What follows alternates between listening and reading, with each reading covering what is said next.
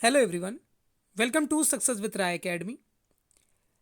11 फरवरी 2021 के Indian Express के हम एडिटोरियल पेज और आइडिया पेज को डिस्कस करेंगे। जो आर्टिकल हमारे लिए यूज़फुल होंगे हम उन्हें डिस्कस करेंगे। कौन से ऐसे पॉइंट्स बनते हैं जिन्हें हम नोट डाउन कर सकते हैं, या फिर उससे हमें क्या फैक्ट्स ऐसे मिलते हैं जो हमारे लिए इम्पॉर्टेंट होंगे। तो सबसे पहले हम एडिटोरियल पेज से स्टार्ट करते हैं।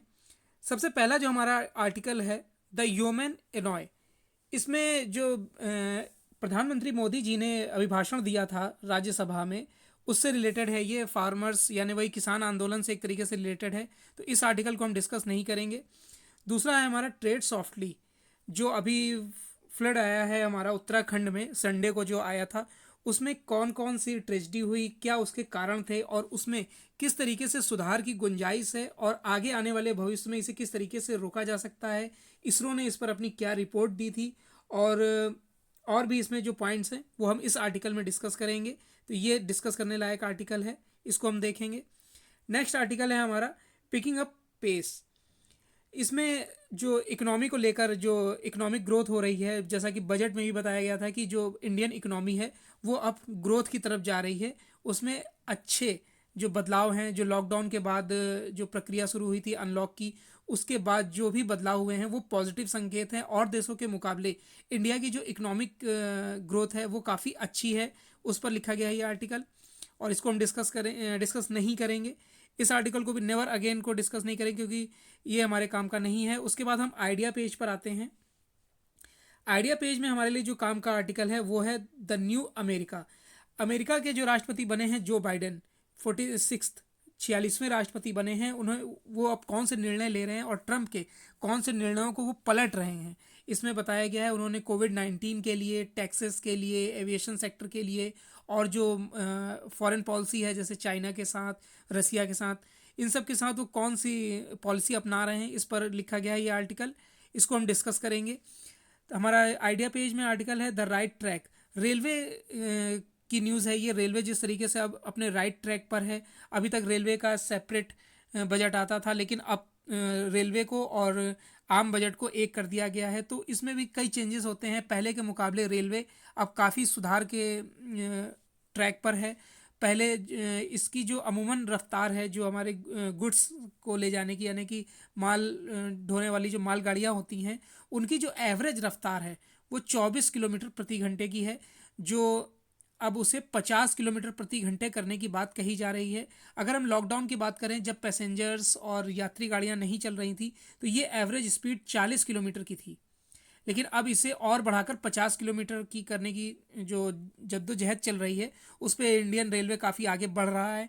और ऐसा इसलिए किया जा रहा है क्योंकि अभी तक क्या होता था कि जैसे ही मालगाड़ी को रोक दिया जाता था और राजधानी या शताब्दी या फिर पैसेंजर कोई भी ट्रेनों को आगे भेज दिया जाता था, यानी कि जो सामान जरूरी होता था उसे रोक दिया जाता था और पैसेंजर्स को आगे कर दिया जाता था। लेकिन अब जब ये 50 किलोमीटर की इसकी स्पीड कर दी जाएगी, तो अब ऐसा नहीं होगा, क्योंकि इसकी एवरेज स्पीड 50 किलोमीटर आ जाएगी, यानी कि ये भी 100 किलोमीटर प्रति घंटे की रफ्तार से ट्रेनें चलेंगी।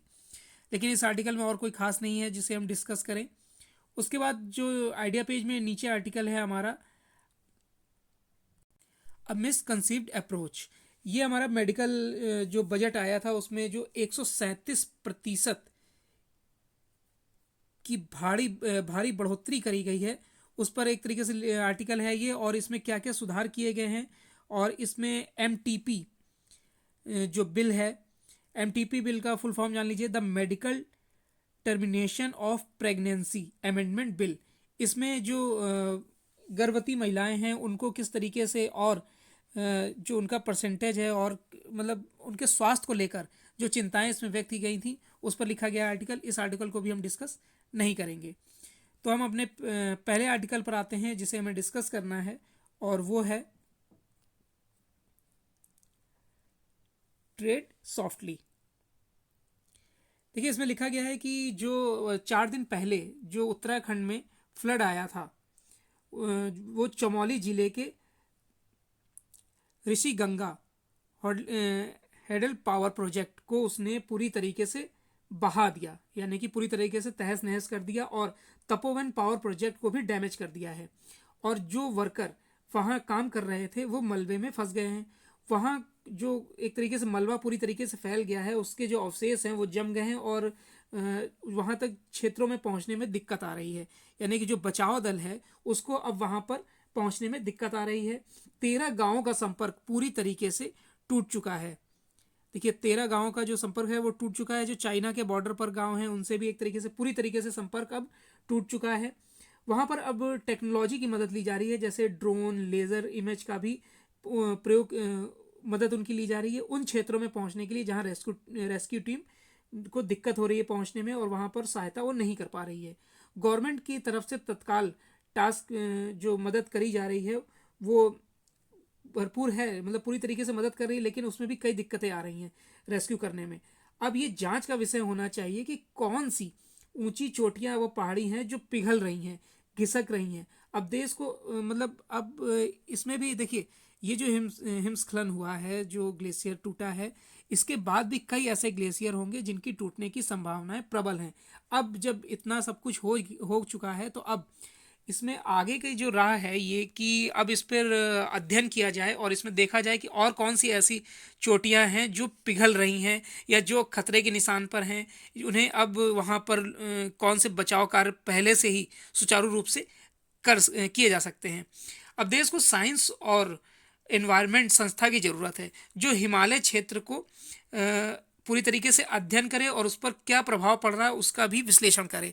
देखिए ये जो फ्लड हुआ है उससे अब ये मांग करी जा रही है कि एक ऐसी संस्था बनाई जाए हिमालयी क्षेत्र के लिए जो वहाँ पर इस तरीके के आने वाली आपातकालीन जो समस्याएं हैं उससे बचाव हो सके, वो पहले से ही बता दे या कुछ सुझाव ऐसे दे दें कि जिस तरीके का भी जो हानि हुई है उससे बचा जा सके।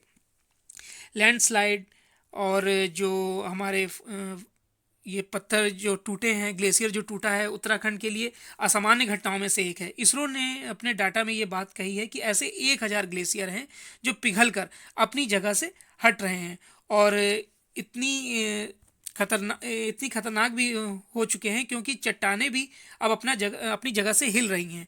तो ये एक आने वाले जो समय में काफ़ी मुसीबत का कारण और बन सकता है। इसमें पहले से ही सरकार को चेतना होगा, यानी कि अपनी जो जागरूकता है पहले से ही दिखानी होगी। और जो संडे को जो फ्लड आया था उसकी परिकल्पना सरकार ने किसी ने भी नहीं की थी और इस वर्ष पानी और पत्थर दोनों ही एक साथ टूटकर गिरे थे, इसलिए इतनी बड़ी घटना हुई और ग्लेशियर टूट गया, पावर प्रोजेक्ट तबाह हो गए। यानी अगर देखा जाए तो भारत को बहुत बड़ा नुकसान हुआ है इस क्षेत्र में। पावर प्रोजेक्ट उनका पूरी तरीके से बर्बाद हो चुका है, लोगों की जान चली गई, वहाँ का सामान्य जीवन अस्त व्यस्त हो गया है। देखिए एक ग्लेशियोलॉजिस्ट हैं डीपी, यहाँ पर उनका नाम दिया है डीपी दोभाल। इन्होंने जो बोला है कि इन्होंने एक इंटरव्यू में बोला है कि एक ऐसी नोडल एजेंसी की अब ज़रूरत है जो हिमालयी क्षेत्र पर रिसर्च करे और आने वाले खतरों से पहले ही लोगों को बता दे। तो हिमालय अभी भी यंग है, ऐसा लिखा गया है। देखिए इसमें लिखा गया है the Himalayas are a young, और विविधताओं से भरा हुआ है।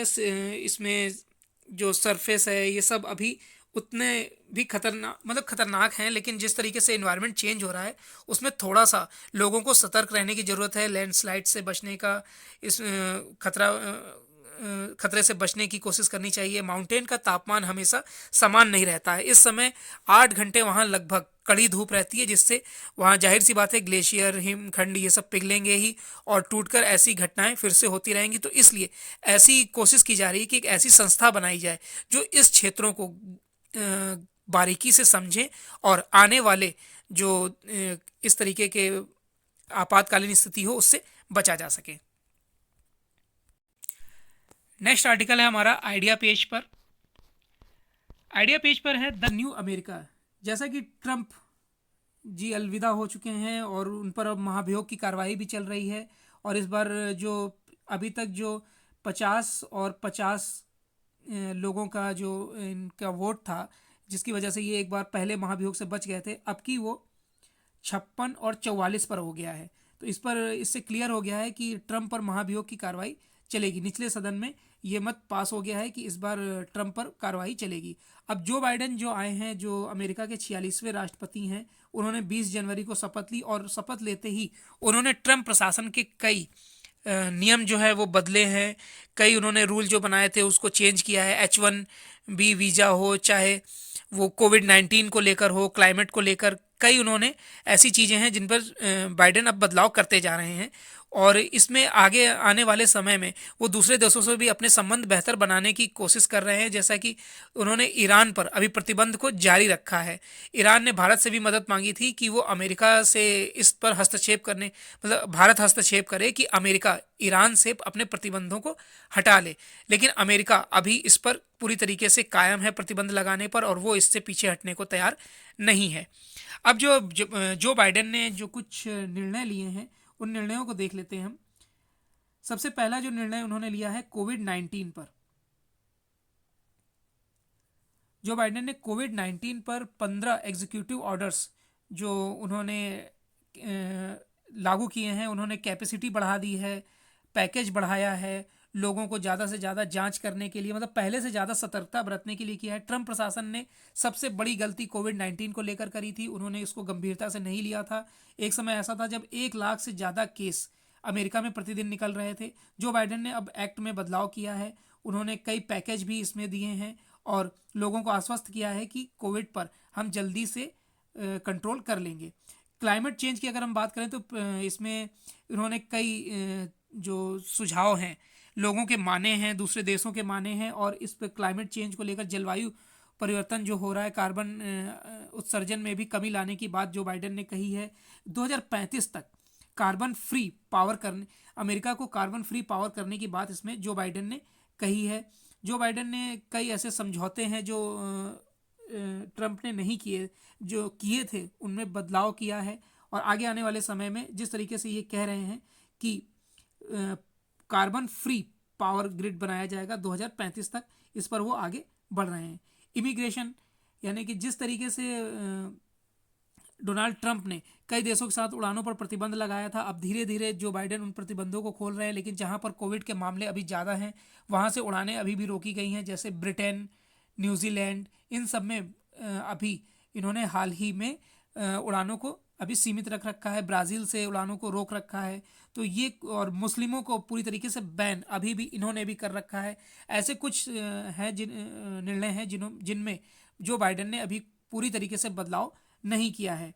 टैक्स पर वर्क करते हुए बाइडेन ने भी अभी कई ऐसे फैसले लिए हैं। इनकम टैक्स रेट को राइज किया है, कई टैक्सेस लगाए हैं। कैपिटल गेंस करने के और इंक्रीज करने के लिए वो कई टैक्सेस को लगा रहे हैं। आगे आने वाले समय में जो कोविड काल में, यानी कि जो लॉकडाउन के दौरान अमेरिकी इकोनॉमी को भी जो क्षति पहुंची थी, उसकी भरपाई करने के लिए लोगों पर टैक्सेस लगाए जा सकते हैं। जो बाहर से लोग आते हैं उन पर अलग तरह के टैक्सेस लगाने की इसमें बात कही जा रही है। तो टैक्स जो है उस पर काफ़ी बदलाव करने की बात हो रही है। रेशियल इक्विटी, अश्वेत जो मामला होता है वो अमेरिका में सबसे जो ज्वलंत मुद्दा जिसे कहा जा सकता है वो होता है। और ट्रंप के हारने का एक सबसे बड़ा कारण भी यही माना जा रहा है कि जिस तरीके से जॉर्ज फ्लॉयड की हत्या करी गई थी पुलिस अधिकारियों द्वारा, अफ्रीकियों पर, अश्वेत लोगों पर जो वहाँ पर पुलिस अधिकारियों द्वारा या फिर आर्मी द्वारा जो दिक्कतें आती हैं, जो उन्हें परेशान किया जाता है, वो उस पर रोक लगाने के लिए जो बाइडेन अब कदम बढ़ा रहे हैं। वो ये मानकर चल रहे हैं कि जो अश्वेत हैं वो भी अमेरिका के हैं और इस पर उनका, अमेरिका पर उनका भी उतना ही हक है जितना और बाकी लोगों का। यानी कि जो एक खाई है अफ्रीकी लोगों में, अफ्रीकन और अमेरिकन में, इसको अब पाटने की कोशिश बाइडेन द्वारा की जा रही है। चाइना पर अपनी पॉलिसी को जो बाइडेन काफ़ी नरमी के साथ पेश आ रहे हैं। यानी कि वे जो अभी तक ट्रंप चाइना पर एक तरीके से अपनी नज़रें गड़ाते थे, उन्होंने कोरोना के लिए पूरी तरीके से चाइना को और WHO को जिम्मेदार ठहराया था। उन्होंने WHO को चाइना का एजेंट तक बोल दिया था और ख़ुद को, अमेरिका को WHO से अलग कर लिया था। अब जो बाइडेन अमेरिका की पॉलिसीज़ में, जो फॉरेन पॉलिसी है उसमें कुछ चेंजमेंट ला रहे हैं।